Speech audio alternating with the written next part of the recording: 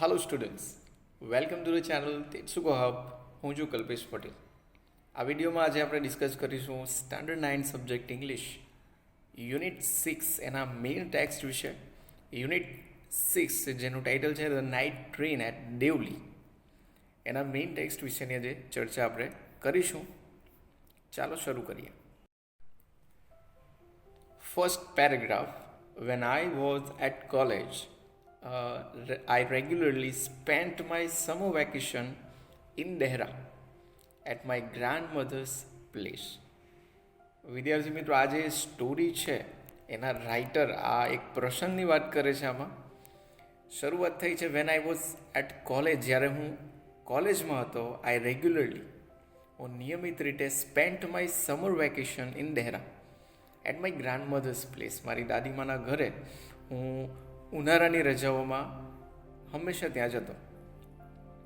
I would leave the plains early in May and return late in July. ત્યાં જવાનો સમય early in મે એટલે કે મે મહિનાની શરૂઆતમાં, અને રિટર્ન લેટ ઇન જુલાઈ, અને જુલાઈ મહિનાના અંતમાં ત્યાંથી હું પાછો ફરી આવતો. અહીં વાત કરી છે I would leave the plains. હવે પ્લેન્સ એટલે મેદાનવાળી જગ્યા, એટલે મેદાનવાળી જગ્યામાંથી નીકળી દહેરા જતો. Deoli was a small station about 50 kilometres from Dehra. દહેરાથી 50 કિલોમીટરના અંતરે દેવલી સ્ટેશન આવે છે. It was on the border of the heavy jungle of the Indian Terai. આ જે દેવલી સ્ટેશન છે તે ગાઢ જંગલને અડીને, બોર્ડર ઉપર એટલે એને અડીને, અને ઇન્ડિયન ટેરાઈ, એ ટેરાઈના ગાઢ જંગલમાં ને બોર્ડર ઉપર એટલે એને અડીને આ વિસ્તાર આવેલો છે. Second paragraph. I decided that one day I would get off the train at Deoli and spend the day there. I decided એટલે મેં નક્કી કર્યું હતું એ સમયે કે એક દિવસ, one day, I would get off the train. Get off એટલે ઉતરવું. ટ્રેનમાંથી ઉતરીશ, આ દેવલી સ્ટેશન આવે ત્યારે, and spend the day there, અને એક આખો દિવસ હું ત્યાં પસાર કરીશ.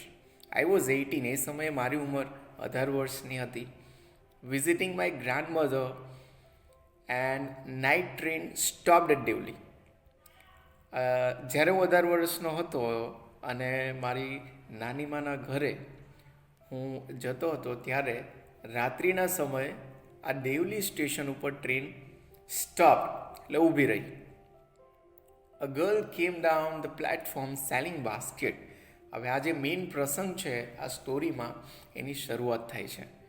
એક ગર્લ કે જે સેલિંગ બાસ્કેટ એટલે કે બાસ્કેટ એટલે ટોપલી, એ ટોપલીઓ વેચનારી જે છોકરી હતી, ગર્લ હતી, એ પ્લેટફોર્મ નીચે આવી. Next paragraph. It was a cold morning and the girl had a shawl across her shoulder. It was a cold morning એટલે કે ખૂબ જ ઠંડી સવાર હતી, અને પેલી જે ગર્લ હતી એના ખભા ફરતી એણે શાલ ઓઢી હતી. અક્રોસ હર શોલ્ડર, શોલ્ડર એટલે ખભો, ખભા ફરતે એને શાલ ઓઢી હતી. Her feet were bare and her clothes were old. એના જે પગ હતા એમાં એણે કશું પહેર્યું નહોતું, એટલે કે પગ એના ખુલ્લા હતા, એન્ડ એના ક્લોથ્સ એટલે કે કપડાં ઓલ્ડ એટલે કે જૂના હતા. She was a young girl, તે એક યુવાન છોકરી હતી. વોકિંગ ગ્રેસફુલી ટુવર્ડ્સ મી, અને આકર્ષક ચાલમાં એ મારા તરફ આવી રહી હતી. Next paragraph. When she came to my window she stop. જ્યારે તે મારી જે ટ્રેનમાં બેઠા હતા રાઇટર, એની બારીની નજીક આવે છે, સી સ્ટોપ, તે થોભી ગઈ, અટકી ગઈ. She saw that I was looking at her intently. તેણે જોયું કે હું ઇન્ટેન્ટલી એટલે આતુરતાથી તેની સામે જોઈ રહ્યો હતો. But at first she pretended not to notice. પણ તેણે ફર્સ્ટ એટલે પહેલાં પ્રિટેન્ડેડ એટલે એવો દેખાવ કર્યો કે કે તેણે એ વસ્તુને નોટિસ એટલે ધ્યાન પર લીધી નથી. સી હેડ અ પેલ સ્કિન. આ સ્કિન એટલે એની જે ચામડી હતી એની સ્ટેજ હતી. શાઇની બ્લેક હેર, એના ચમકતા કાળા વાળ હતા. એન્ડ ડાર્ક આઈઝ, એની આંખો હતી એ કાળી હતી. And then those eyes searching and lively met mine. અને એની પેલી આંખો કે જે કંઈક શોધતી જીવંત આંખો મારી આંખો સાથે મળી. દેટ મીન્સ રાઇટર અને પેલી ગર્લ બંને બાજુ એકબીજા બાજુ જુએ છે. અહીં તમે પિક્ચરમાં એ સીનને અનુભવી શકો છો. આગળ વધીએ. Next paragraph. She stood by my window for some time and neither of us said anything. She stood. Stood is a past form of stand. Stand એટલે ઊભા રહેવું. એ મારી બારી પાસે થોડો સમય સમ ટાઈમ ઊભી રહી. And neither of us said anything, અને અમારામાંથી બંનેએ કંઈ પણ એકબીજાને કહ્યું નહીં. દેટ મીન્સ એમના બે વચ્ચે વાત જ નહીં થઈ. But when she moved on, પણ જ્યારે તે આગળ વધી, આઈ ડોન્ટ નો વાય, મને ખબર નથી શા માટે, I left my seat and rust to the carriage door. જ્યારે એ પેલી ગર્લ છે એ બારી પાસેથી આગળ વધે છે, મને ખબર નથી કેમ હું મારી સીટ છોડીને, બેઠક છોડીને ડબ્બાના દરવાજા તરફ દોડી ગયો. આગળ વધીશું. She noticed me at the door. તેણે મને દરવાજાની નજીક જોયો. And stood waiting on the platform. અને એ ત્યાં રાહ જોતી ઊભી રહી. I walked across the tea stall. ત્યાં સામે એક ટી સ્ટોલ હતો, ચાનો ગલ્લો હતો. A kettle was boiling on a small fire. Small fire એટલે ધીમા તાપે. કેટલ એટલે કે કેટલી, વોઝ બોઇલિંગ એટલે કે ઉકળી રહી હતી. The girl followed me behind the stall. છોકરી મારી પાછળ દુકાન પાસે આવી. આગળ વધીશું. Next. Do you want to buy a basket? She asked. They are very strong and made of the finest cane. પેલી જે ગર્લ છે રાઇટરને પૂછે છે, do you want to buy a basket. Buy એટલે ખરીદવું. શું તમારે ટોપલી ખરીદવી છે? તેણે પૂછ્યું.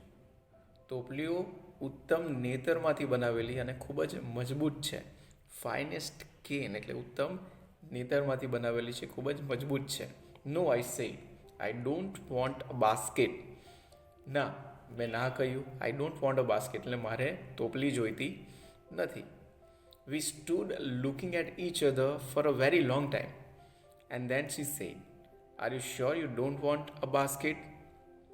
We stood looking at each other એટલે એક બીજા બાજુ જોતા અમે ઘણો સમય, લોંગ ટાઈમ, ઘણો સમય એકબીજા તરફ જોયું. એન્ડ she said, અને પછી તેણે કહ્યું, are you sure you don't want a basket? ખરેખર તમારે આ ટોપલી નથી જોઈતી? Give me one, I said. પછી મેં કહ્યું, હા, મને એક આપ. And I took the one on top and gave her a rupee. મેં જે સૌથી ઉપરની ટોપ એટલે ઉપરની ટોપલી હતી એ લીધી. and gave her a rupee. અને ₹1 આપ્યો. I wished to touch her fingers but could not. જે સમયે ટોપલી લીધી એ સમયે મારી ઈચ્છા હતી કે હું એની આંગળીઓનો સ્પર્શ કરું, બટ કુડ નોટ, પણ હું કરી શક્યો નહીં. આ વિડીયોમાં આપણે અહીંયા સુધીની સ્ટોરી સમજી લીધી છે. આગળની સ્ટોરીની ચર્ચા આપણે નેક્સ્ટ વિડીયોમાં કરશું. Thank you.